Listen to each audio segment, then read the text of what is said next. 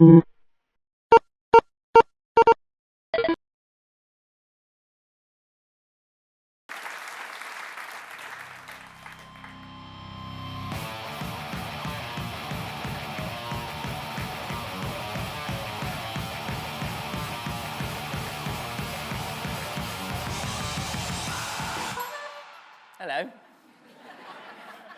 It's really nice to be here. First of all, solidarity, those who are striking, it is a really important thing to do. It's one of the only things I think we can do, right? Right. There's not many things we as humans can do to show our dissatisfaction and our anger and our frustration, and I know that there's lots of ways that this gets spun and it's an inconvenience. Well, what the hell is a tiny little inconvenience if it means that people are saying, no, I can't do this. No, listen to us. So, yeah, solidarity with everyone doing that. Thank you. Anyway, hello, my name is Gavin Strange. I'm not going to get any more political.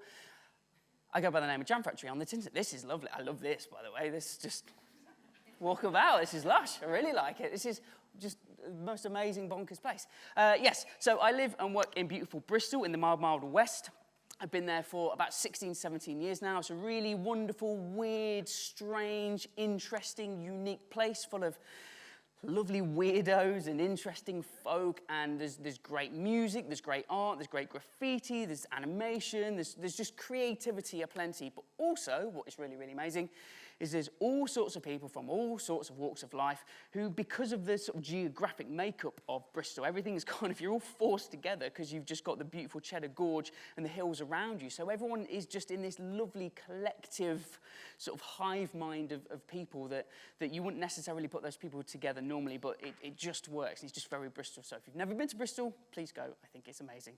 So I live there and live there and love there with my wonderful wife Jane, who is a jewelry designer and maker, so a fellow creative, and we've been married for nearly 10 years now, and we just fit together.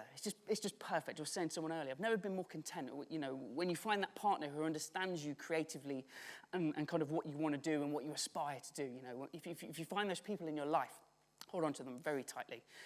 We live there with our two wonderful weirdo kids, Sullivan Grey Strange and Sylvie Blue Strange, who are wonderful / hard work / oh my days.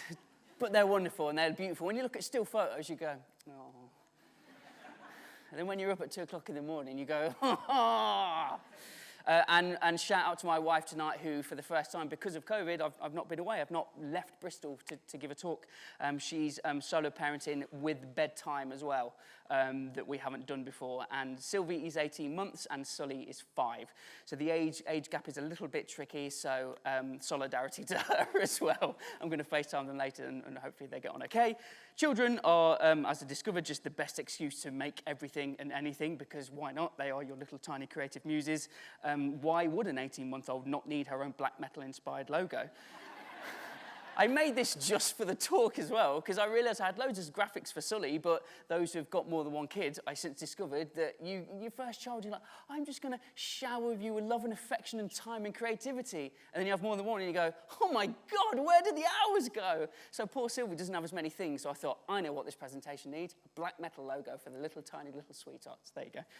And it just, you know, designing them birthday party invites is just the raddest thing. It's just the best thing. And because it's like I'm in an arms race with absolutely no one, because no one else in our like family network designs their own kid invites, because time is precious, and why would you? You can just go to Paperchase and buy them. No. I will spend 3 nights photoshopping Mario Party 5 game box artwork with my son's face on it, and it's worth it for no one to understand it.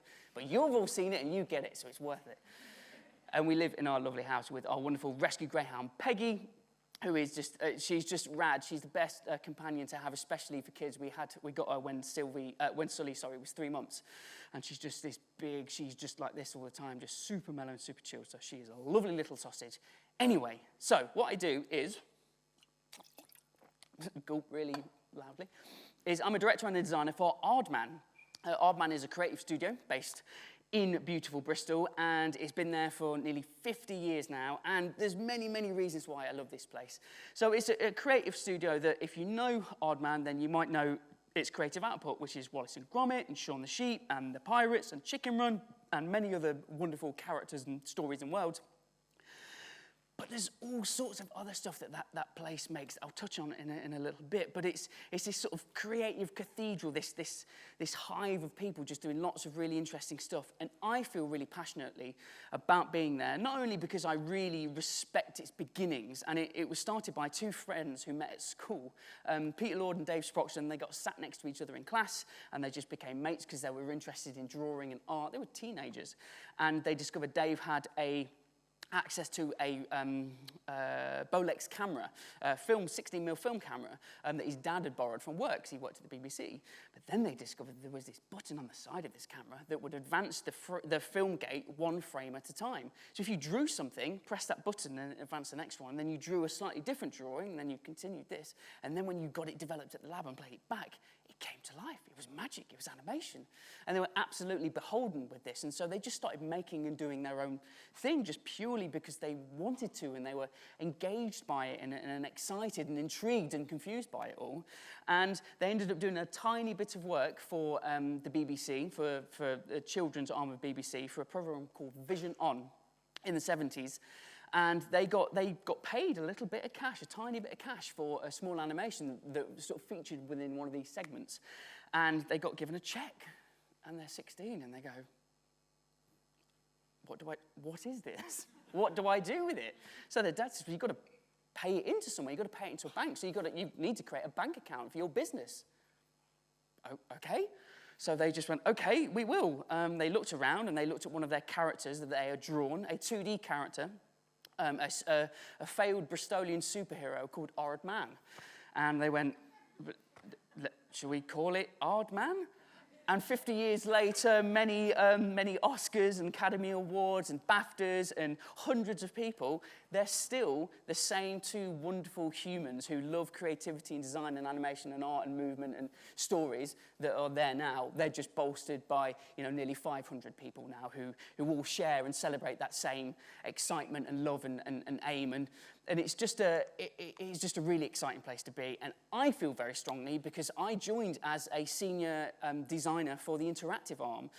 I joined 14 years ago, and as soon as I was there, I joined the fledgling interactive department, predominantly making games out of Flash, RIP Flash, and interactive experiences. But I basically really was always telling everyone that I absolutely wanted to be a filmmaker too.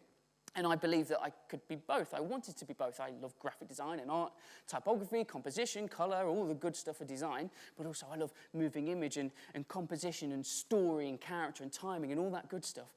Luckily for me, Aardman were really, really responsive to that. And over a period of 10 years, they gave me more opportunities which grew and grew in scope and scale and size, which eventually, very long story short, led me to be my official title change to being a director and a designer. And I get to work on all sorts of stuff. This is what I absolutely love. I was really fortunate enough recently to be the designer behind the Aardman rebrand. And there is absolutely no mean feat in taking a company you absolutely love, that you grew up loving, and then work in, surrounded by people you massively respect and look up to, and then have the job of, not modernising it because we weren't modern, but just giving it a new look, a fresh look that represented the Aardman of 2022. But I'm going to talk more about that a little bit later on. But my role is really varied. I jump from pure graphic design sometimes to pure filmmaking and direction. I had this huge honour of making a film called Turtle Journey for Greenpeace back in 2019. Again, I'll share more about this in a little while, but it was using CG and stop frame to tell a really emotional, important story about a really important topic. But sometimes it's just pure fun. I ended up creating an ident for BBC Two for their BBC Two rebrand recently, using slime and googly eyeballs, and got to call that work, and it was amazing, and it was wonderful, and it was just weird and fantastic, But there's all sorts of stuff that place does that really gets me excited. Something I've finished recently, or at least in the stages of developing further, is a project called Sean Immersive, where we're taking Sean, creating a brand new story, and it's in a fully immersive environment, meaning that there's floor, ceiling, and 4 wall projections with binaural spatial sound, and a real-time reactive engine, so Unreal Engine is powering all of this, and so you've got this character that you predominantly know in stop frame animation, but he's rebuilt in beautiful 60 frames a second, ultra high def 4K resolution, and we're trying to take these known characters and push them into new spaces. So Aardman does all sorts of stuff that you may or may not know, and that's a big drive and draw and excitement for me, because I want to be part of it. I want to be part of everything. This is a little bit of one of my show reels where I try and show and share everything that I do and want to do. These are past projects, past gigs. Sometimes it's pure direction. Sometimes I design, direct, animate, do all of it. Sometimes I do a tiny bit of it. These are all collaborative projects, and you never quite know where this stuff's going to take you. But I do believe that, you just do not stop being creative at when you finish work, or when you finish school, or your class wraps, or you finish caring for someone, or whatever it is that is your main scenario or your main situation. That's not where it ends at all. The thing that you are most preoccupied with in your brain, that kind of gives you ideas, and things bubble and simmer away. And for me, I've always wanted to have an output for that stuff. I want to utilize it. I want to harness that love and that excitement, because I just love stuff. I think we all do. And I think we're all interested and intrigued by this really weird, wonderful sort of Venn diagram of mad overlapping stuff that you wouldn't necessarily put together. But people are really weird and interesting all the time, and I think everyone is like that. And so I really choose to as often and as frequently as I can to hone in on that, and to basically make stuff, do stuff, create the things that I just want to see in the world. Even if no one ever sees it, even if it is just for a tenth of a second on this slide now, at least I made it, and I completed it, and it's finished, and I can move on to something else. I love that energy, and I've done it for the last 2 decades. Jam Factory has been this alter ego that I've had for 21 years now. I celebrated 20 years last February. And it's basically the same loop. I have a day job, and back then, before I joined Aardman, I had a day job. I was a young junior designer in a design studio in Leicester, where I'm originally from. And then I became freelance for a few years, and was doing it myself, and had a really bad grasp of when to work on my own stuff and when to work on client stuff. Hence, I never made any money and was terrible at it. But I was just so drawn and excited to do that niggling, silly idea. That thing that just kind of makes you laugh. I've got this funny little cable on my back. I'd love to say it's my bra strap, but it's not. It's really not, isn't it? Where was I? Bra straps? No. 20 years. I've been doing silly nonsense stuff for 20 years. And I've always done it from the same thing. I find and carve out a little space where I can do my nonsense and let myself get excited. Starting with a 4x3 monitor, a HP Compaq iPad, and one of those laser mouse things, and a tiny mini PC. This was before I left home. And then I thought, do you know what's really cool?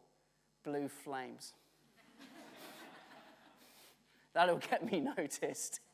Awful. But I've just been carving out this space. Who needs Wi-Fi? Do you remember when Wi-Fi didn't exist? So it's like, well, I'm going to work in the garden. How am I going to do that? Chuck a LAN cable out, of course. That's how you do it. Just weird, and just technology and anything I could get my hands on at the time. I just do. So these are just my spaces. This, like the hardware and the sort of the physical space, means a lot to me. If you can find it, however small, however big. I've had some really tight. This was my first flat in Bristol, which was literally the size of a cupboard. It was, and I slept and I worked, and I didn't know anyone else apart from my girlfriend at the time. And I went crazy over the period of a year because I didn't have any exterior input. But this was my solace. But eventually, you get a bit more space, or you get a bit more room to grow, and to sort of grow as you understand more about yourself. And so my spaces have got a bit bigger. This was literally under the stairs in a house that we rented in Bristol many years ago, but just slowly started adding more screens and more stuff and more bits and more bobs, and just trying to, just always trying to carve out a home. Because I think if you are privileged enough to have a place that you could put your mark on it, then take advantage of it. There's something very satisfying about that is where I do the stuff. That is where, and I really hold on to that and know how fortunate I am. And this is my final Pokemon evolution stage. This is my personal space. Every single surface is painted neon pink. Yes, I don't do any color grading because it's essentially useless because everything is just pink now, which is no bad thing. Pink is the best color. Neon pink, pastel pink, salmon pink, coral pink, little dusky pink. It's so versatile. I love it. Neon pink is still the best. Anyway, so this is my personal space, which is like a separate space to where I live. It's in a little secret location, and it's got everything I need, screens, games, toys, bits and bobs. But essentially, this is what I've done. I've tried to carve out a space, make some stuff that no one is asking for, and then ultimately share it with the world, and it doesn't matter if no one cares. I've always just had a website, so jam-factory.com or jamfactory.xyz. I've got a couple of domains. I've just always used as that. This is where I have my stuff, and my mum checks it. That's what it's for. It's a place for my mum to see what I've been up to. But it doesn't matter. You know, it really doesn't matter. I'm not expecting anyone to go and look, but at least it's a place to say it's final. It's done. You've had the whole thought process. You've gone from, here's a silly little noodling idea. You know, I've just clocked off work. I'm really tired, but this idea won't stop buzzing around in my brain. Maybe I will just, you know, indulge myself a little bit. And before you know it, you know, you've got your momentum and you're going forwards, and then you've made this silly thing. And then if you put it on the, you know, on the internet or on a site or a portfolio or whatever it is that you choose, you know, and you put it to bed, it's done. And then you can do that cycle all over again, and it's really exciting, and you learn and you grow. And, you know, for me, having a dream job at a place I love in a role that I didn't think I could get until I started to push myself and ask the support network that was around me to get me there. You know, if doing all of this has resulted in me going there, I'm absolutely never going to stop it, because where else could it take me? Or at the very least, I'm just so thankful and grateful that just noodling, being silly, and thankfully this is kind of a lot of what we do, isn't it, in this sector. We are fortunate enough to just play with pixels or plasticine or whatever it is. You know, we have that freedom to be kind of risky when we want to be, especially if it's about sort of personal betterment and trying to do stuff that you've never done. And it just takes you in really unexpected places. I never ever expected to be able to write a book, but that's something that happened that my English teacher will tell you was never on the cards ever. But it just kind of happened because I fell into doing talks, because I really love talking about what I love, and creativity and design and art and all of that good stuff. And then that just led to a body of work that then ended up forming itself into a book. But I never, you know, I cherish this stuff, those opportunities that you never ever plan for. You never know where they're going to take you. I make really bad wonky music and play drums, and there's no real expectation with any of this stuff or wherever I'm going to go with it, but I just like formalizing it, I guess, you know, just formalizing it into at least being a thing. Who sees it, what happens to that thing is irrelevant, you know, at least it exists as a thing. You know, it's really weird stuff. Ended up being on a TV kids show on CBBC called Art Ninja, with a bunch of mates of mine called Ricky and Sarah and Rich, and, you know, this was never ever on the cards, and a friend at Arman was like, how is the taxpayer paying for this? Hang on.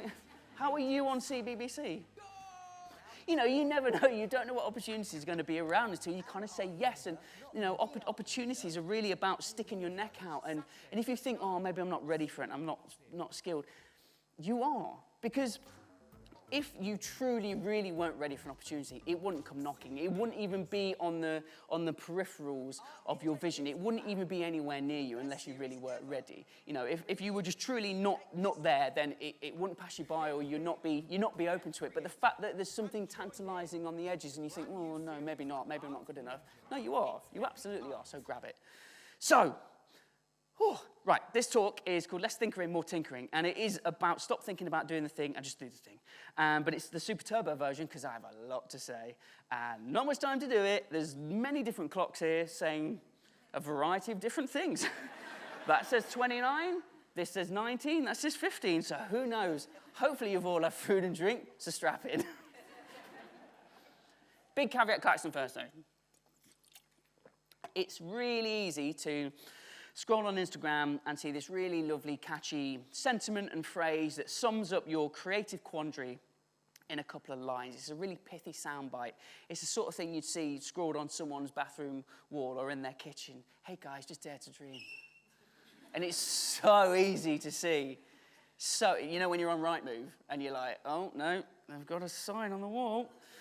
You know, it's really, but it's, the point of those things is, and it's something that we kind of need as humans, I think. You kind of need to make sense of this chaotic, this universe essentially hates us and wants to kill us all. You have to make sense of it. You have to try, and with as fewer words as possible, kind of form that into a mantra for yourself. And so actually, those pithy, quick, summed up sentences, as much as we kind of loathe them and joke about them, they're actually really, really, really helpful at times. Any tool that you can use to make sense of your situation, do it, use it. So my caveat is, this presentation's full of them. So I'm sorry. And one of the best ones is it's better to beg for forgiveness rather than to ask for permission. And I think this is so true in what we do. If you were a surgeon or a rocket scientist, let's go with rocket scientist. You're not going to turn up to NASA one day and go, hey guys, I think I'm going to get a bit experimental with this rocket. No, absolutely not. Hey, let's just try, instead of like liquid nitrogen, let's try maybe iron brew and mineral water. No, don't. There are definite sectors, areas that you probably should absolutely not take any risks on.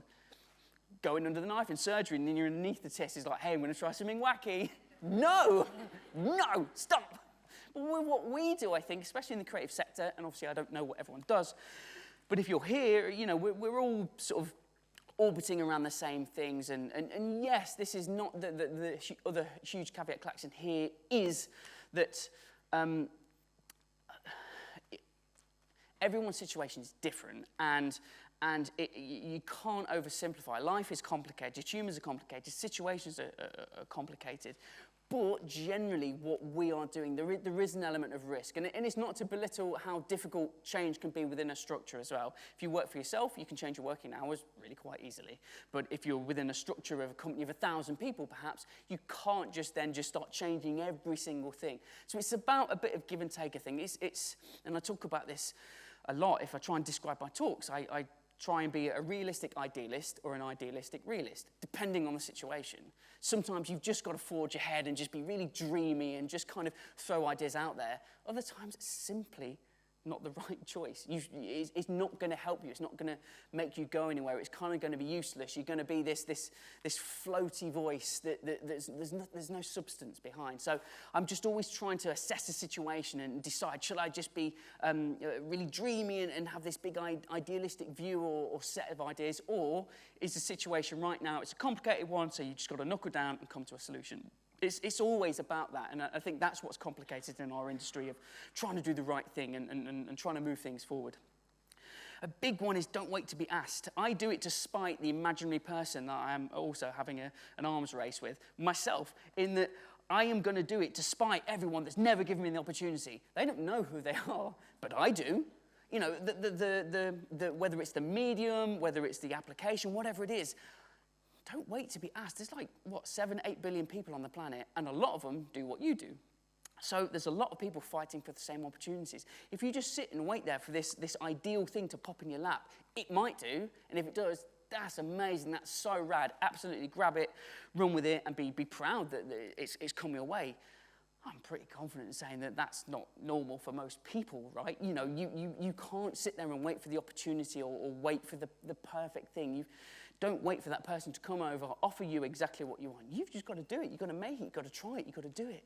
And some examples that I love to show are from video games. I love playing video games. They're such a release. There's an amazing game out there. And game publishing companies, you know, games is a gigantic industry, obviously bigger than TV and film combined.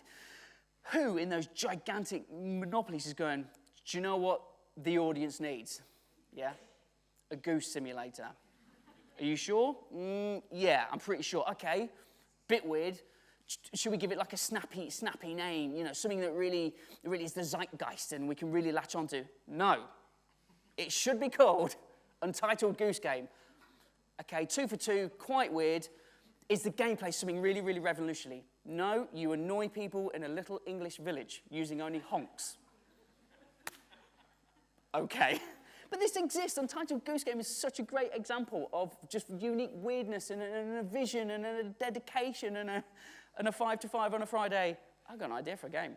And someone going, yes, let's make that happen. You know, this stuff exists and I love it. It does. There's another video game called Cuphead, which is absolutely bonkers. It's all drawn and created in an authentic 1930s animation style, in that it is drawn, inked, coloured, and frame by frame animated. That is a terrible way to make a video game.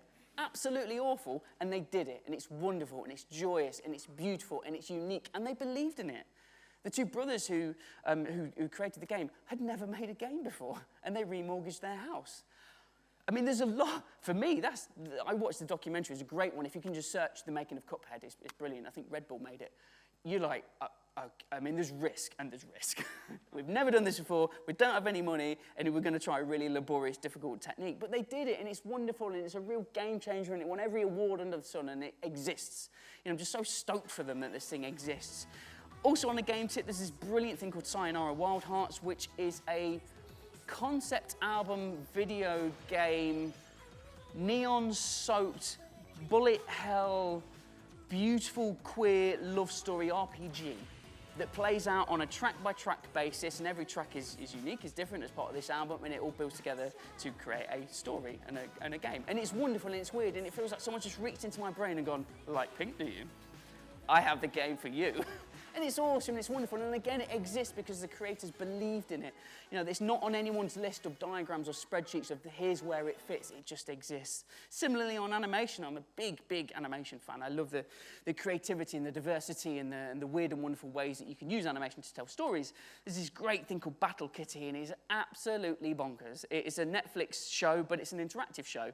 But the two creators, the Lazel brothers, are so sort of, their upbringing was really entwined with 90s Nintendo video games like Zelda and Super Mario Bros. 3.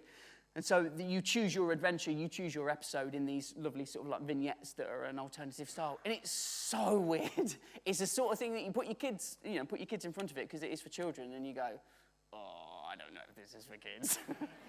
This is a bit weird. It's really dark, it's some really dark moments. But again, it exists, and it is so fantastic. Again, it is such a unique vision. It's such a passion-filled thing that you can tell that person loves. And then my last on this list this is basically a public service announcement. If you haven't seen Arcane on Netflix, please, everyone, go and watch Arcane. It's the most beautiful, fluid, interesting, unique, deep, rich, anime. It's just lush. It's just absolutely beautiful, and it surprised me in every single way. And it was a sort of thing that comes along every few decades that you just like, this is perfect. This is a masterpiece. It's made by this relatively small animation studio in France called Fortiche, who have really honed their graphic style. It's really, really unique. This snippet of a trailer doesn't do it justice. But again, it's just so beautiful. I finished watching it. I emailed the company straight away just saying, hello, I just thought what you made was amazing. You're amazing. Au revoir. I just thought it was, I did type that as well. I was like, they'll think I'm cultured and maybe invite me to work on their show. They just went, merci. But, you know, just when you love something, man, I'm just a big fan of just, if you love something, please tell the people. Because they might not know, you know, even though this is absolutely revered, and if you talk to people about Arcane, they go, oh, I know, it's amazing. But, you know, don't always assume. It's not always a known thing. So if you can show and share the love, then please do so. That is my PSA. Music is a great example as well. Music is a bit of a strange one to use because music, by its very definition, of course, it is its own thing, and it doesn't really fit into any box, apart from maybe pop music. You know, by its definition, it sort of fits into something that's popular. But I still take inspiration everywhere and any way you can. Some of my favourite musical artists are just weird and wonderful. Godspeed You Black Emperor make this really awfully awesome, long, drony, gnarly, weird, soundscapey stuff that's just, and they make it so difficult to find. Their first album, or the second album, was called #A infinity symbol. And this was pre-internet searching. How do you ever find it? They purposely make it difficult for you to find their music. I love that. Nails is another favourite band. Technically, their categorisation is power violence.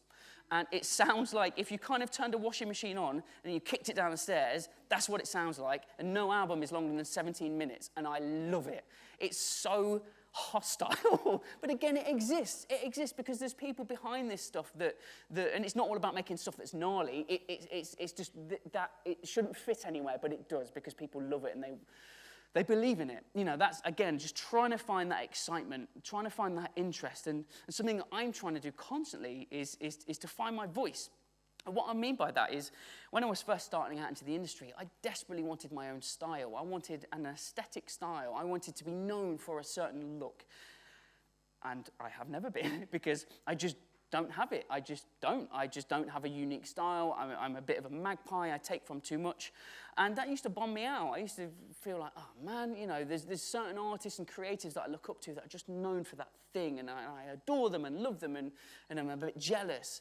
And I was like, oh, I just, you know, just fall into the noise. I don't stand out. But actually, the more I've done this, and I've been in the industry for 20 years now. I got my first job when I was 17, and I was 40 the other week. So I've been doing it, you know, I feel confident in my time in the industry so far, and I've kind of discovered that actually it's more about finding your voice, your authentic voice, and actually there are threads in your work that will inevitably make it personal to you. You may not think yourself as having a creative, unique voice, but you will. You absolutely will. Because everything flows into that. What you love, what you hate, what your upbringing was, what you adore in the world, what you really don't want to see in the world. You know, all of these things flow together and make this really interesting tapestry. And I'm just trying to find the confidence to lean into that. And some of the examples of the work that I'll show, I feel like I'm starting to get there, and I'm starting to understand it myself. This is a relatively new revelation, and it feels comfortable that I'm aiming towards that. I'm not stressing myself out on not having a visual style.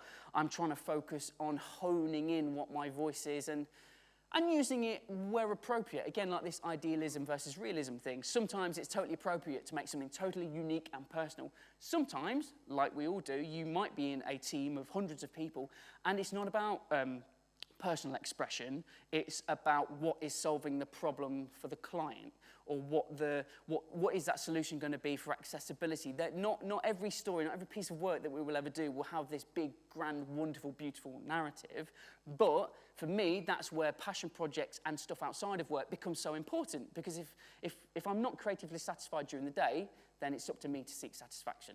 No one else is going to do that for me. No one else is going to sort that out. It took me a long time to figure that out, but kind of that really sort of powered me up to spend the time making my own silly stuff. So I'm going to rattle through just a few examples of creative work that I've been involved in. This Armand rebrand was a big one recently. We launched it in January this year.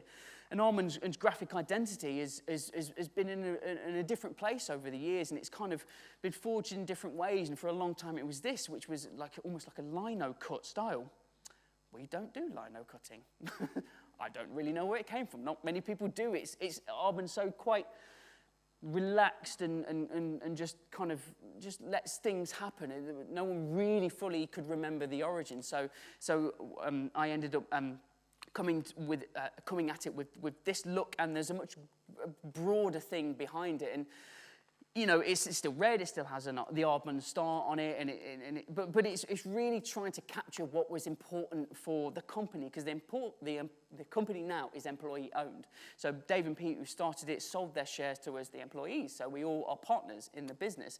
And so for us, that change was so tectonic. It was so huge that we needed to reflect that the company is represented by the people that work for it, but also, you know, we are a company in 2022. And we love and adore making stop frame animation, but that is not everything we do. We do so much more. So trying to use graphic design in its most simplistic way possible to reaffirm that. And just things like this sting ident that I did for the launch, and just to get a bit of tactility and squash and stretch, but to not prescribe that we only do tactility, we only do stop frame or clay. So it was a really complex job in trying to absolutely love, honour, respect everything that's come before, but also say, yeah, but we're really excited for the future as well. You know, it's a graphic designer's dream to do that stuff, and just, you know, making stuff play and work within our characters and our worlds, and using all these graphic assets to do things,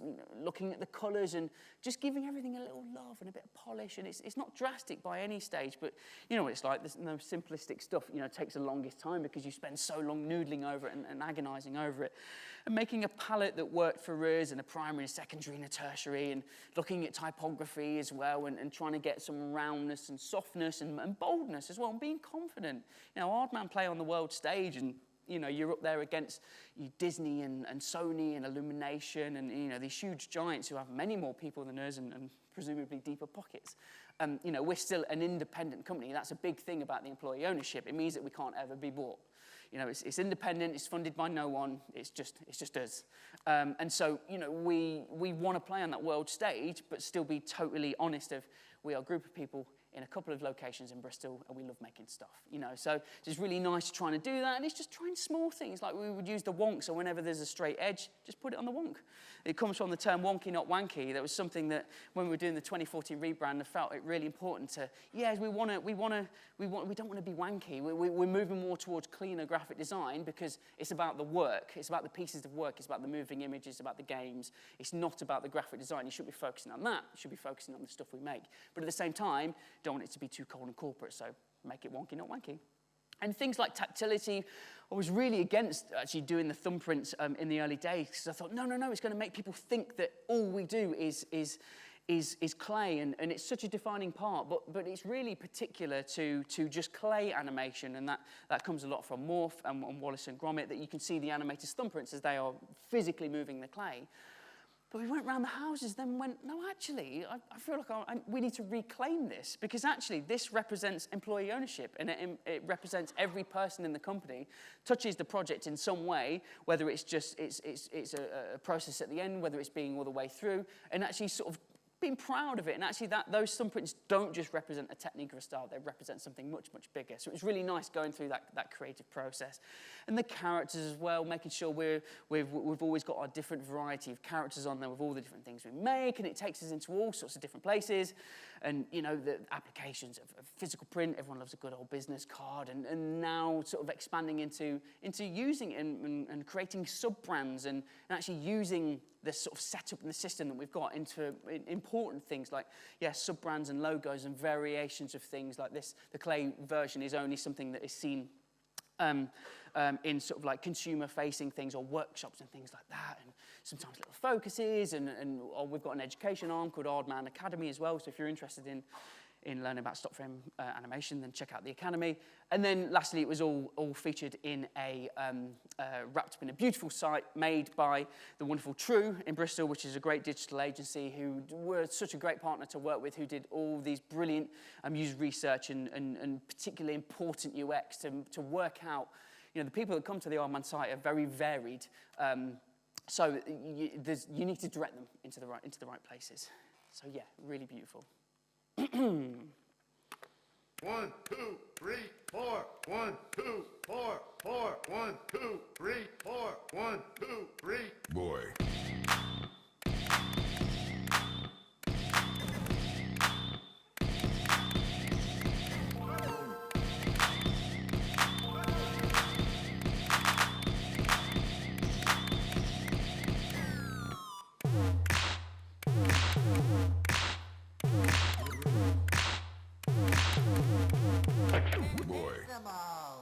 So I make really bad music, really wonky music, really, really wonky music. But it started with this magpie obsession. I'm going to go really fast now because I don't know what time it is anymore. These clocks keep saying things to me, and it doesn't matter. I don't know. Anyway, lots to talk about still, but I'm going to go even faster. So I saw this thing on the internet. I was like, what is it? It's got buttons, it's got colours, it's got lights, and it's got knobs. I must twiddle. Turns out it's a piece of musical hardware called an Ableton Push 2, and it lets you connect to Ableton Live, which is a music piece of software, and you can just make music and stuff. And I bought one, and I'd never bought anything musical in my life. And because I bought it, and I told my wife how much it cost, I thought I'd better learn how to use it. And thus started this obsession with just actually diving in head first. And then I came across the phrase, all the gear, no idea. And I was like, yeah, that's me. But actually, no, that's not fair. That's absolutely not fair. Because I do have the ideas. I totally have ideas. But absolutely nothing is clear. I don't know what to Google. I don't know what the terms are. What's a C? Why do people go talking about a C? Or just play a C? There's no flipping letters on a flipping keyboard. I don't know what bloody C is. Oh, you just play C, then you go an F sharp. What are you talking about, YouTube? You just do not know what's going on, and it's so confusing. But at the same time, you then just play with this stuff and go, oh, this is really, really fun. So I was constantly in this sort of anarchic war with myself to want to be better, want to grow. Then I decided, it doesn't matter, because one day, and it will happen, the sun will die, and it will grow. It will grow so gigantic, it will consume the earth, and it will incinerate and evaporate everything we have ever known. So everything is futile. So what does it matter if I can't find a middle bloody C on a keyboard? I'm just going to keep noodling. I'm just going to keep playing. And so I just used it as a catalyst to make stuff. And because I'm predominantly visual, I was making these really bad wonky beats. So I figured, well, if I'm going to share them, I'll put them on Instagram. Back then, Instagram was just 60 seconds for video and just square. There we go, framework, 2 sets of frameworks. Okay, make something for 60 seconds. I could maybe do that. I don't have to make a song. I'll just make a beat. You know, there's a big difference. That's not music. It's just a bit of a thing, and I can learn and grow. And of course, I'm a graphic designer. I'll give it a piece of branding. Why? Why? No one cares. Yeah, but I need a design system. For who? For who? It's just me on my own in my stupid pink shed, knowing the sun's going to die, going, oh, it's all right. But it doesn't matter. It doesn't matter. I made merch. Why? My mum's got one, my dad's got one, my brother's got one, and a bloke called Dave from Sussex bought one. But, you know, but the point is, it did take me places. I started learning. I started doing more 3D stuff and more ambitious stuff. I made sleeves, record sleeves. Why? They're just one bad song on SoundCloud. They're not albums. It's all right, though. I need to make album artwork. You never know. You never know what. You know, it just would push me. But I was like, I'm fully aware of how bad it all is, but I'm also torn at just how exciting it is all the time. But it would, you know, so that stuff is, I was trying to bring character and push my 3D abilities, and this all had music as well. And then just found that the love of 3D reactive real-time stuff really fascinating in being able to play stuff and it be visually reactive. So this was using Notch and a brilliant thing called the OPZ. I found this thing as well, and I saw that on the internet. I was like, whoa, God, I have that now. Because it had lights and it's got colors and it's just got stuff. And so what is actually happening, that talks to Ableton Live, and that's 16 buttons, and it basically just triggers off samples. But you can layer up samples, so it can play more than one, but you can also throw random pitch variators, and also random pan variators. So every time I press a button, it will pan it, it will pitch it up, will patch it down. So you never quite know what you're gonna get. So that's just one button press. Boy. You know, I just really like that variety. But I'm so scared to do this stuff in front of anyone. I play the drums, but I don't play in a band. I just play on my own, so no one can hear me. But I was like, I've got to get out of this. How can I do talks in front of people and just that's fine, but doing something that is just silly, I get freaked out about. So I started incorporating this into talks. I would just do this funny little intermission where I play music, because you could hook it into Twitch, and my computer could have little waveforms and stuff like that, and people would go, what's happening now? Much like you, like, why is he, what? Why, what? But then I realized it doesn't matter. People are like, okay, I tuned in to watch a design stream, now he's playing bad music. Okay, it doesn't matter. And then you realize no one cares, it doesn't matter, and that they literally will not have any more thoughts about it. They won't go, well, I'm going to put that guy in my black books. I'm never going to listen or talk to him again because they don't care. No one cares. And it's just doing all of these things really made me realize that I just need to do this more. And this is a passion project that I'm really into at the minute. It's using this OPZ, and I'm now teaching myself Unity and Blender. And so this is sending MIDI signals, and on every different MIDI signals, it affects the physics universe. So the speakers are scaling up with physics, and then because it's with physics, it's knocking stuff all over the place, and it's getting really over the top and silly, and it's a great way to learn. But what's really exciting for me is it's just techno set coming 2024, is my kids love it because it's tactile and it's yeah, that happens a lot. But I love seeing them play with it and grow and learn and for the first time the other day, it's a sequencer as well. So you play notes and it's a two-step oscillator thing, but you put your sequence in so you can just press your keys. And so my son kept spamming the same note, and so you press play and it has 16 notes of da-da-da-da-da-da. But then you saw him stop, and then he did da-da, and he'd go da-da-da-da-da. And then he'd go 1, 2, 3 up, and then 4 down. It's like da-da-da-da-da. And it's like, dude, you're making music. You're making music, which is, you know, I don't understand music theory. God bless me, I've tried, but I don't get it. But I still know about, you know, going somewhere, coming back. You know, essentially that is what emotion and music is. It's going on a journey, and it's like for him to be understanding that at 5 and enjoying it because we can just play in these silly little things. I'm so glad. I'm so glad I've gone down this rabbit hole of not being good, but absolutely loving it. So, yeah, just do the weird, funny, silly little thing that excites you, intrigues you, that you know you're not going to be very good at. Please do. I'm going to go really fast now, but this is a final piece of work, and it's only 100 seconds long, and I think I should show it to you first. It started out like any other trip home. At first, it seemed just like the usual frustrations. Hey, I want to play the game. It's a video, Mum. Sorry, how much longer? Don't worry, we'll be home in no time. Oh, that's enough. I spy with my little eyes something beginning with What? Well. so close. All right, that's it. I'm taking the scenic route. Oh, no, not a dad detour. You do know the way, don't you, lovely? But that's when things got a bit odd. It's probably just roadworks. And that was just the start. Oh, no, don't do that. Oh. Sorry, I can see. Okay. Ah, there's our So house. ready for home. Why is it so quiet? Huh, I didn't think the Joneses were away. Home safe. Thanks, Dad. Finally. Right then, you unpack. I'm going to get the kettle on for all of us. Okay, buddy. Let's get you inside. Dad, what's that noise? Guys, it's okay. It's okay.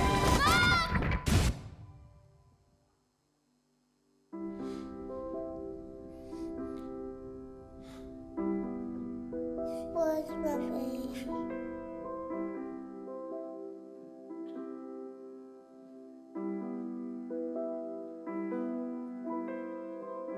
We can't change the past.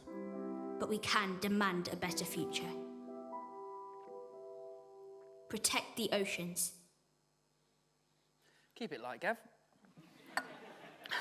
I realise there's such a gear change as well. I've never thought about that. Oh, guys, just do this song. Beep, beep, beep, beep, beep. Tears. Family death. But the point of keeping this project to last, it was the absolute project of a lifetime, and it's really struck me about having the chance to use my voice. And the project was commissioned by Greenpeace. This was all created at Aardman, and I had the honour of directing this. They came to us and they wanted to tell an emotional, powerful story using animation to tell a story about the plight that the oceans face, whether it's plastic in the water, whether it's overfishing, it's deep sea drilling. There's so many things that affect them. It's not one thing. They wanted to use animation to sort of almost lure people in and to tell a bit more of a powerful story, because obviously people can be a bit desensitized to seeing normal live action footage. So we came on board as this, but they weren't prescriptive with what the story could be. So all the directors pitched, and I thought, well, I'll go personal. What would be the hardest thing for me to lose? Because for the animals and for the species, it's about loss. It's loss of habitat, it's loss of life. What would be the hardest thing for me to lose? And it would be one of my family members. You know, it really made me sad to my core. And I was like, well, I'll harness that then. And it felt like, okay, this whole creative voice thing. And then I've always been a soppy sod, and I've always cry everything, and I really feel stuff. And I've always felt like, oh, come on, you just stop crying at everything. It's like, well, no, this is my chance. The universe is handing me this. You know, take it and run with it and turn it into something. And It was just the most incredible process. It was the most incredible journey. Every single part of this was wonderful. But what I found out won me the job was cutting a mood reel. Now, I don't know if lots of people do this, but before every job, especially animation or directing, I cut a mood reel, something of existing clips, of existing footage of stuff that's out there to show myself and the client that this is the tone that I'm intending, this is the mood, to hopefully, allay any fears that the client has with, do they understand? Do Aardman and me understand? But also, I would show this to people joining the job to get where we were going to and what we wanted to do. So this is another little clip. I think it's really important in context.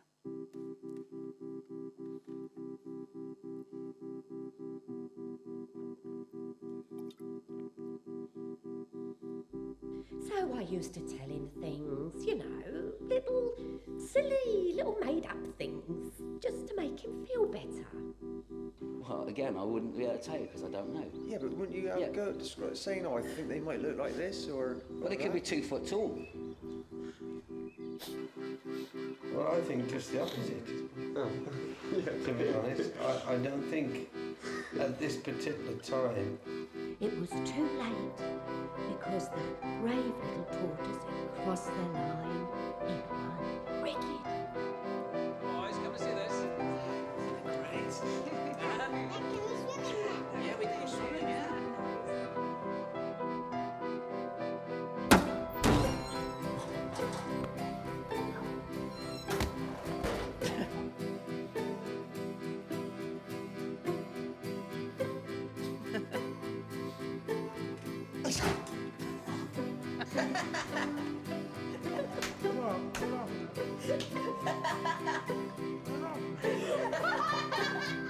You never want your kids to see you scared. You want to be that rock that they can grab a hold of in a stormy sea. Actually, a rock would sink, so a floating rock. Let's start over. It's windy, and you've got a lot of papers. Right there was when it started to go sour.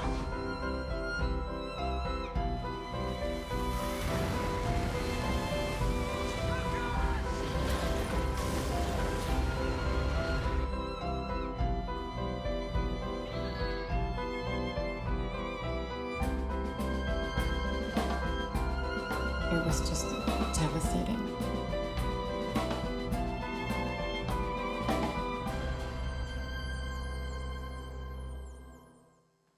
Again, keep it light.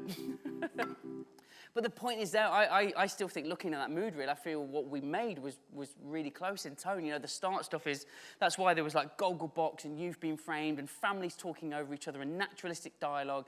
Because when families are talking, no one waits their turn to listen. Everyone's just talking, especially on a car journey.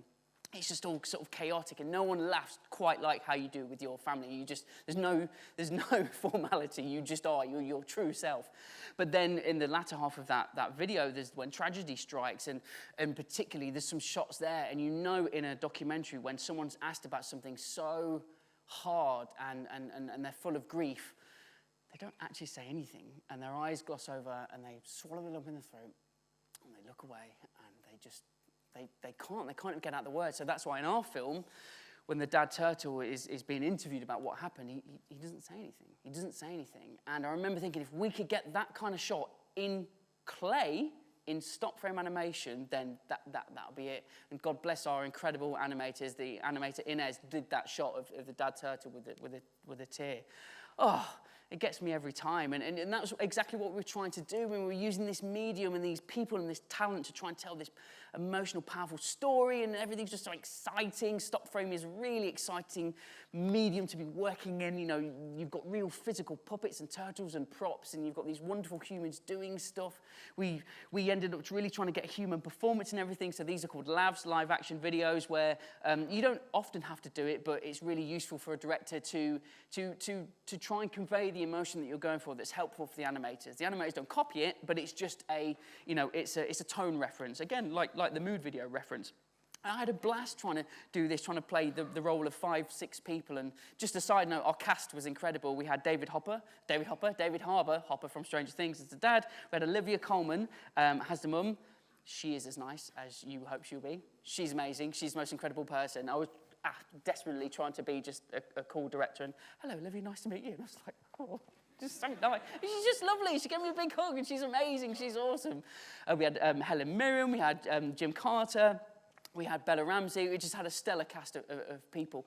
And just every part of this process, I just, again, because it was such a personal story, but at the same time, just so excited that such an opportunity would come our way. Just wanted to make the most of it, whether it's the talent, it's the crew, the people, the skills, from making a real clamshell car with real working lights to working with brilliant DOPs and riggers and animators to really bring this stuff to life, to making big stuff, to making small stuff. This is the tiny teddy that the tiniest turtle has and holds, which is about this big. And when the toddler is floating around, it's even got metal rigging inside it, so as it's swaying, it can really look like it's moving underwater. You know, tiny little details. That blue thing, that's electronic paper that's as thin as paper, and when you feed a charge through it, it glows, so it illuminates a teenager's face. All these tiny, tiny details. But it isn't all about stop frame as well. It's about CGI.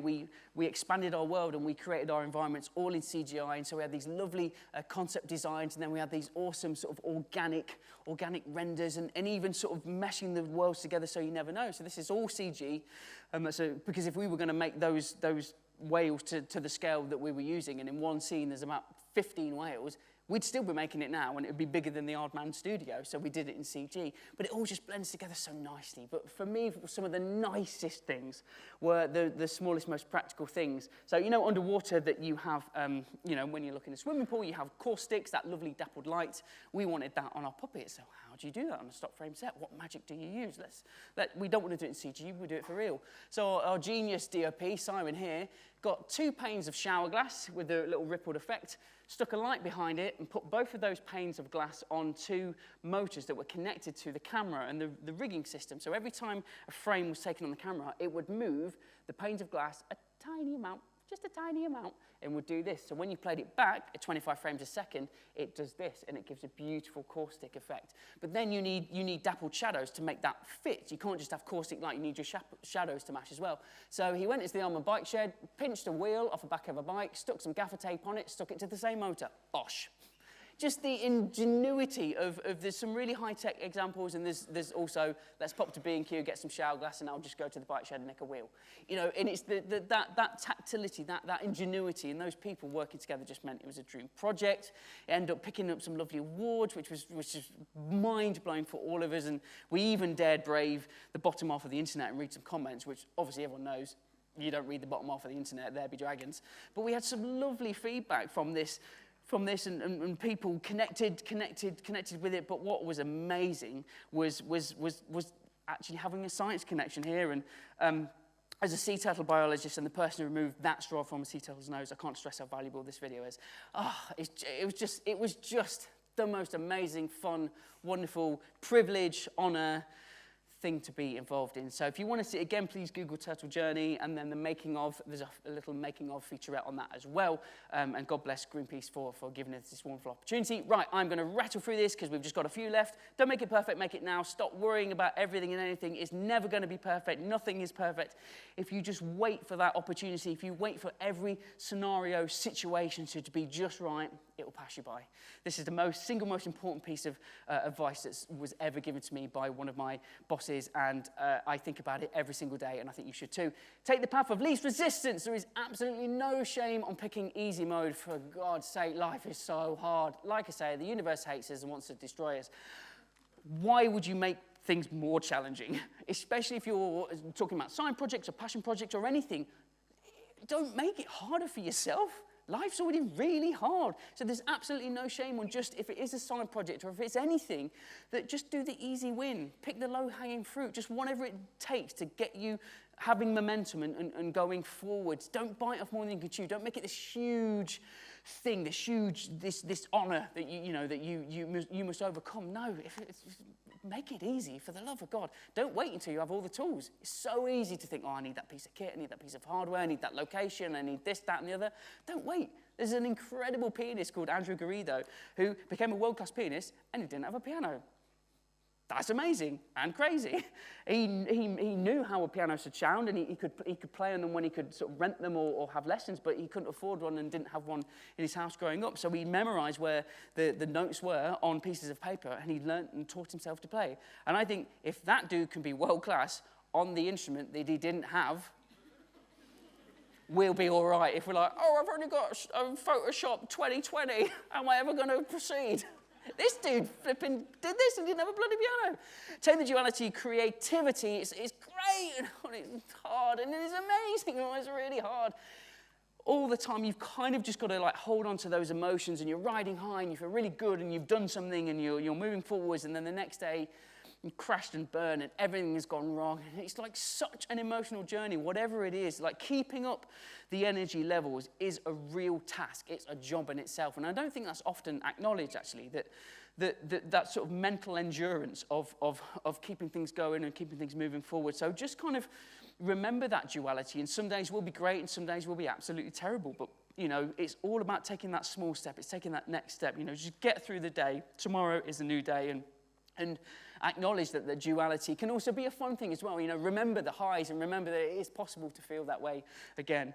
Own the chaos when things go absolutely bonkers and you feel that weird, fuzzy, fizzy energy inside you and you're like, and you're on the edge. You know, you're sort of vibrating at a certain frequency and you're sort of like spinning all the plates and it's all a bit too much. It's quite nice to hone in on that and be like, okay. And to use a video game reference again, Cory Barlog, who's the director of God of War, which I think is a masterpiece of a video game. It's really beautiful, and the story's great, and the character's fantastic. He said, we were trying to take an inaugural flight on the plane whilst we were building the plane, whilst also drawing the blueprints of the plane as it was taking off. And I think if a game like that, a piece of media, a piece of creation that got 10 out of 10, a 5 out of 5, and all the accolades across the board, and is hailed as a masterpiece, if their creative process was chaotic and like that, then maybe we'll be okay too. But just remember, when you're like, yeah, Gav, that's all well and good, but how do I make a difference? I'm one human, I'm one person, and it just can be so overwhelming when you're like, but how do I make a splash? How do I stand out? And it's a regular occurrence, it's a daily occurrence of how do I go forwards? What do I do? How do I make an impact? How do I make a difference? First, remember that you are, and showing up, turning up, being you, existing is making a difference. But just remember that even the smallest, even the tiniest of spoons can absolutely make the biggest of waves. Manchester, you've been amazing. This is the first time I've left Bristol in 2.5 years. Shout out Sean and the Nexa team for having me. I'm sorry for going a little bit over.